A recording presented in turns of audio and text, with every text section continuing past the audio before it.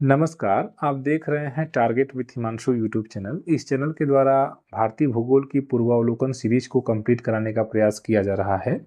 इस समय हम हिमालय पर्वत श्रृंखला के बारे में अध्ययन कर रहे हैं। इसके पहले हमने 3 वीडियो लगभग हिमालय के बारे में पढ़ी है, जिसमें हमने हिमालय की उत्पत्ति के संबंध में, भारत में हिमालय के विस्तार के संबंध में, और उसके बाद सिडनी बुराड के आधार पर हिमालय का प्रादेशिक विभाजन करते हुए नदियों के आधार पर हमने हिमालय को बांटा और पढ़ा है।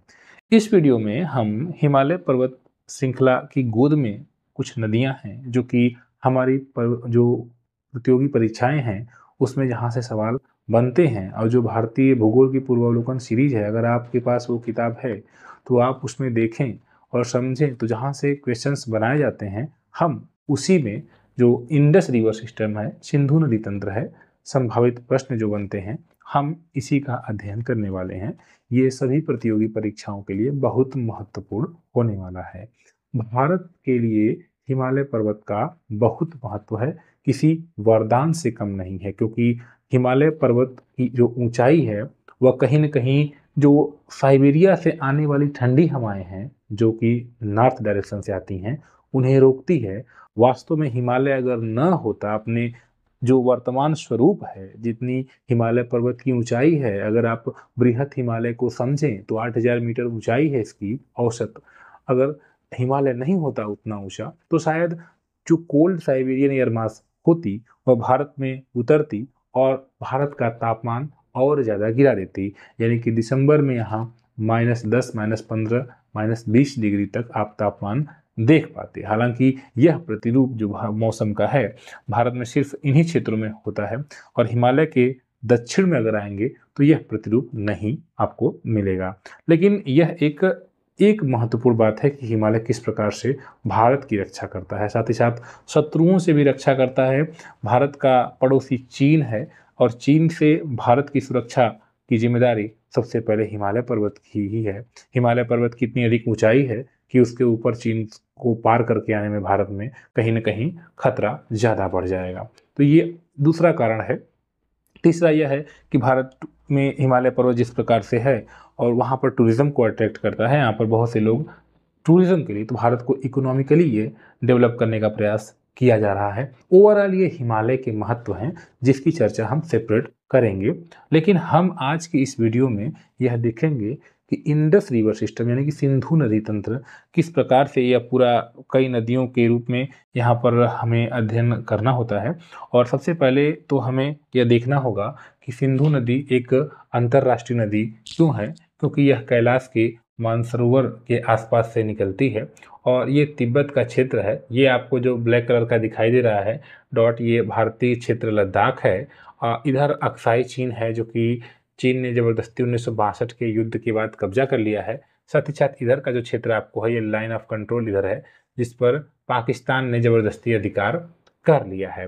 लेकिन हम बात सिंधु की करेंगे, जो कि एक सबसे प्रमुख नदी है आज की अध्ययन की दृष्टि से। हम अगर देखें तो यहाँ पर 3 प्रमुख नदियाँ यहाँ से निकलती हैं। एक तो सिंधु निकलती है, और ये सतलज दिखाई दे रही है, और इधर से ईस्ट की ओर बहती हुई आपकी सांगपो नदी है, जो कि ब्रह्मपुत्र के नाम से जानी जाती है। लेकिन हम पहले बात कर रहे हैं कैलाश के मानसरोवर झील के आसपास से बोखरचू ग्लेशियर है, और बोखरचू ग्लेशियर से निकलती हुई सिंधु नदी तिब्बत के क्षेत्र से भारत में दमचोक जगह है लद्दाख में प्रवेश करती है। आप यह जानते हैं कि जो रेड कलर में मैंने बनाया है, ये ट्रांस हिमालयी क्षेत्र है। ट्रांस हिमालय में 3 पर्वत श्रेणियां आपको समझनी होंगी। ये कैराकोरम है, ये लद्दाख है, और ये जांस्कर श्रेणी है। तो भारत में दमचोक से प्रवेश करते हुए सिंधु नदी लद्दाख और जांस्कर रेंज के बीच से प्रवाहित होते हुए आगे बढ़ती है। यहाँ पर कारगिल है, यह भी आप ध्यान देंगे। इसके बाद आगे बढ़ती है, और यहाँ पर आपको श्योक नदी दिखाई दे रही है। अगर आप देखें तो काराकोरम श्रृंखला के आसपास के क्षेत्र से यह श्योक नदी निकल रही है, और श्योक नदी आगे फिर काराकोरम और लद्दाख श्रेणी के बीच से होते हुए बह रही है, और फिर आगे यह सिंधु में मिल जा रही है। तो यह आप देख पा रहे हैं, सिंधु आगे बढ़ती है, और फिर गिलगित के पास से थोड़ा सा टर्न मारते हुए फिर एक गार्ज बनाती है, सिंधु गार्ज। गार्ज क्या होता है? जब हिमालय की उत्पत्ति हो रही थी तो उसके पहले से ही यह सिंधु नदी बह रही थी।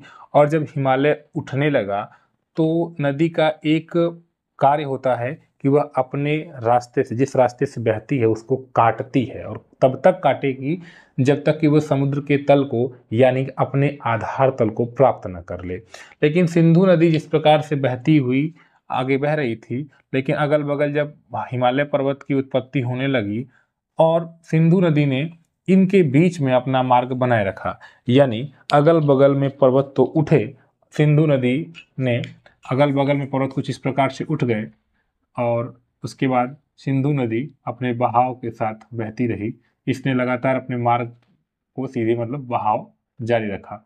इस वजह से अगल बगल पर्वत उठे और नीचे सिंधु नदी बहती हुई रही और यही बना गार्ज। इसी को गार्ज कहते हैं या आई आकार की घाटी कहते हैं। उसके बाद यह नदी पीओके के क्षेत्र में देखिए यह बह रही है, यानी कि पाक अधिकृत कश्मीर है, यहीं पर बह रही है।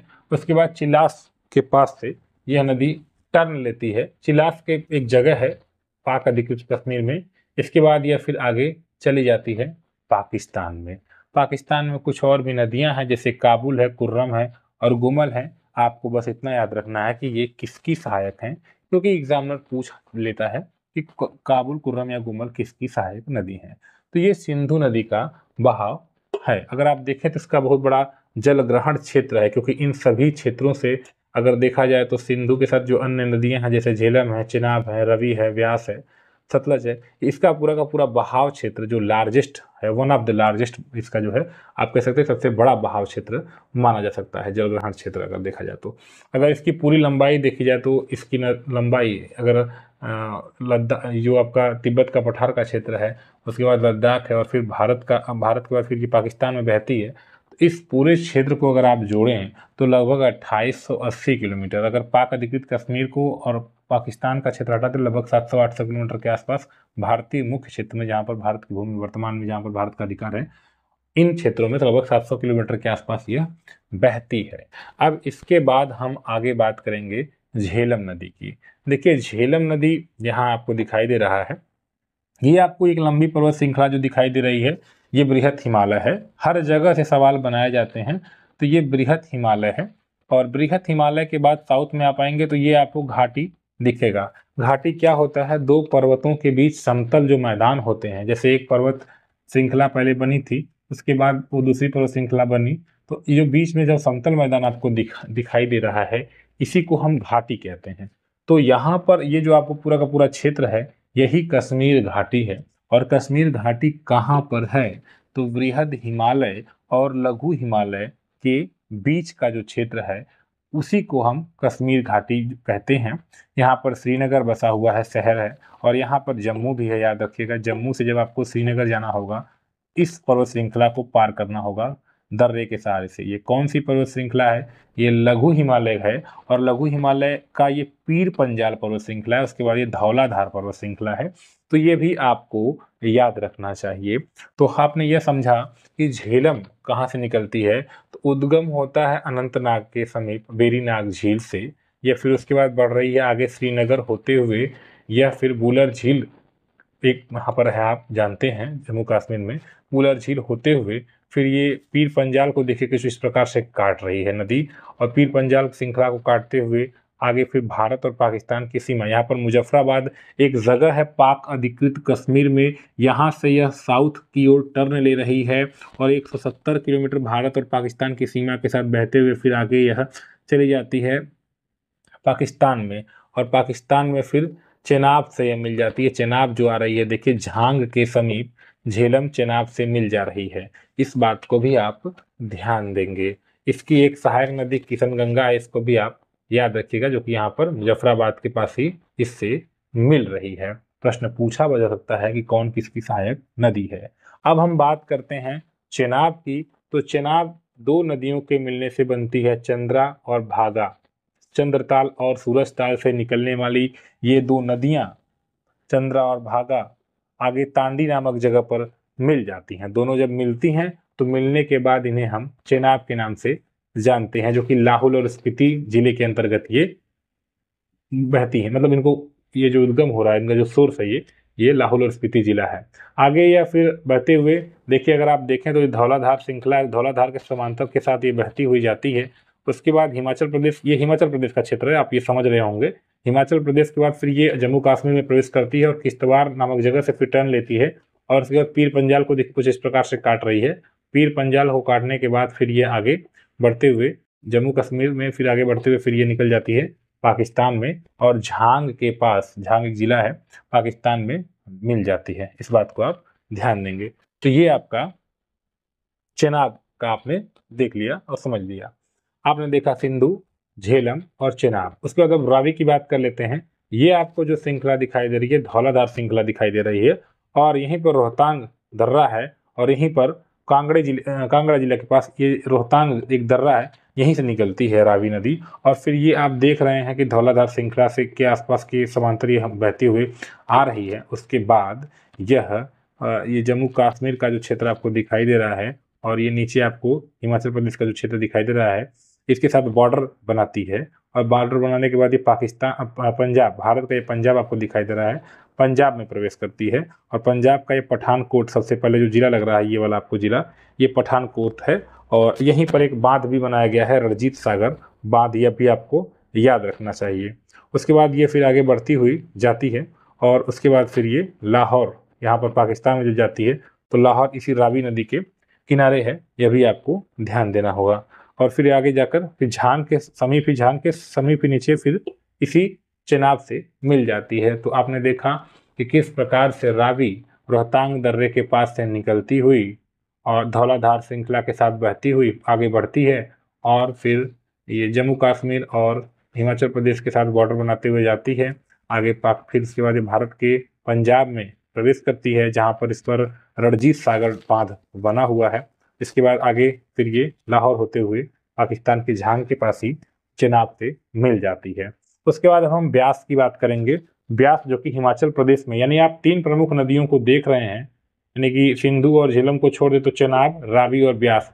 चेनाब, रावी, ब्यास, ये तीनों ही नदियां हिमाचल प्रदेश से ही निकल रही हैं, सोलांग वैली से निकल रही हैं आपकी ब्यास। इस बात को आप याद रखिएगा। ब्यासकुंड एक जगह है, ब्यासकुंड मतलब है, और वहाँ ब्यासकुंड से निकलते हुए फिर ये जाती है, यहाँ मनाली और कुल्लू भी यहीं पर स्थित है, इसी ब्यास नदी के किनारे। और फिर ये आगे बढ़ती हुई जाती है और फिर यहाँ पर पोंग जलाशय बना हुआ है इसी पर, ठीक है, आप इस बात को ध्यान दीजिएगा। यहीं पर पोंग जलाशय बना हुआ है। फिर आगे यह प्रवेश करती है यहाँ पंजाब में आगे जाती है और फिर हरिके नामक जगह पर सतलज से मिल जाती है, ये भी आप ध्यान दीजिएगा, ठीक है। तो ये आप महाराणा प्रताप सागर डैम भी यहाँ पर है, इस पर भी आप इसको याद रखेंगे। महाराणा प्रताप सागर बांध जो है इसी ब्यास नदी पर बना हुआ है, यह भी सवाल पूछा जा सकता है। अब हम सतलज की बात करते हैं, जो कि अंतिम प्रमुख सहायक नदी है। सतलज राकस ताल से निकलती है, वहीं तिब्बत के क्षेत्र के आसपास, कैलाश के मानसरोवर के आसपास का ही क्षेत्र है। यहीं से तीन नदियां निकलती, मैंने आपको बताया था। तो एक तो सिंधु ही है, दूसरी सतलज है। तो यह सिपकिला दर्रे से भारत में प्रवेश करती है और भारत में प्रवेश करने के बाद ये फिर ये देखिए इस प्रकार से हिमाचल प्रदेश में इसका प्रवाह हो रहा है। और यहाँ पर गोविंद सागर बांध भी है, ये भी आप याद रखेंगे। गोविंद सागर बांध बना हुआ है। आगे फिर ये प्रवेश करती है पंजाब में प्रवेश करते हुए फिर ये आपको आगे चली जाती है हरिके नामक जगह पर। तो हरिके एक जगह है, यहीं पर आपकी मिलती है इससे ब्यास और सतलज, और यहीं से इंदिरा गांधी कैनाल भी बनाई गई है, यह भी आप याद रखेंगे। सतलज में एक महत्वपूर्ण बात यह है कि ये यहाँ पर सिपकिला से जब ये भारत में प्रवेश करती है और आगे बढ़ती है, तो यहाँ देखिए एक तो शिमला भी आप यहाँ पर देख लीजिएगा, हिमाचल प्रदेश के यहाँ पर एक जो राजधानी है शिमला यहीं पर स्थित है। सतलज आगे जब बढ़ती है तो हिमाचल प्रदेश के बिलासपुर में यहाँ पर भाखड़ा बांध बना हुआ। इसी बांध बनने के कारण, बांध बना दिया गया, पानी रोक दिया गया, तो यहाँ पर एक गोविंद सागर जो एक झील का निर्माण हो जाता है। आगे पंजाब में के क्षेत्र में यहाँ पर नंगल बांध बना हुआ, तो भाखड़ा नंगल बांध को संयुक्त रूप से कहा जाता है। तो यहाँ पर कुछ हिस्सा हिमाचल प्रदेश में, कुछ हिस्सा पंजाब में है। ओवरऑल इसको हम पंजाबी कहते हैं। और आगे फिर ये चली जाती है, हरिके बैराज है। फिर उसके बाद आगे बढ़ती है और भारत और पाकिस्तान की सीमा के साथ 120 किलोमीटर लगभग बहती है और फिर आगे चली जाती है पंजाब में, और पंजाब प्रांत में फिर ये चेनाब के साथ मिल जाती है। आगे फिर जाते हुए फिर ये जो सिंधु नदी है वहाँ पर आपको मिल जाती है मिठानकोट में। तो मिठानकोट में जाकर फिर अंतिम रूप से यह मिल जाती है। तो ओवरऑल आपने देखा किस प्रकार से सिंधु, झेलम, चेनाब, रावी, ब्यास और सतलज नदियां भारत में प्रवाह इनका हो रहा है, साथ ही साथ ये फिर पाकिस्तान में भी चली जा रही हैं। 1960 में सिंधु जल समझौता हुआ था, जिसमें भारत के तत्कालीन प्रधानमंत्री के द्वारा और उसमें पाकिस्तान के राष्ट्रपति के द्वारा यह निर्णय लिया गया कि उत्तर की 3 नदियां यानी कि 1, 2 और 3, इन नदियों के 80% जल पाकिस्तान को और 20% जल भारत को, साथ ही साथ दक्षिण की जो 3 नदियां हैं रावी, ब्यास और सतलज, इसके 80% जल को भारत को और मात्र 20% जल को पाकिस्तान को दिया जाना है। अभी फिलहाल के लिए स्थिति अलग है और यही इस जो नदी तंत्र का मुख्य उद्देश्य था कि किस प्रकार से 6 नदियां हमने हिमालय में देखा, हिमालय की गोद में ये नदियां हैं, हमने इसका अध्ययन कर लिया। वीडियो कैसी लगी आप जरूर बताएं, और अगर आपको कोई डाउट हो रहा है इसमें तो आप पूछें। वीडियो को शेयर करें, इस चैनल को सपोर्ट करें। इंडियन ज्योग्राफी को हम पढ़ाना चाहते हैं, बताना चाहते हैं आपको। आप इस चैनल को कृपया सपोर्ट करें। धन्यवाद।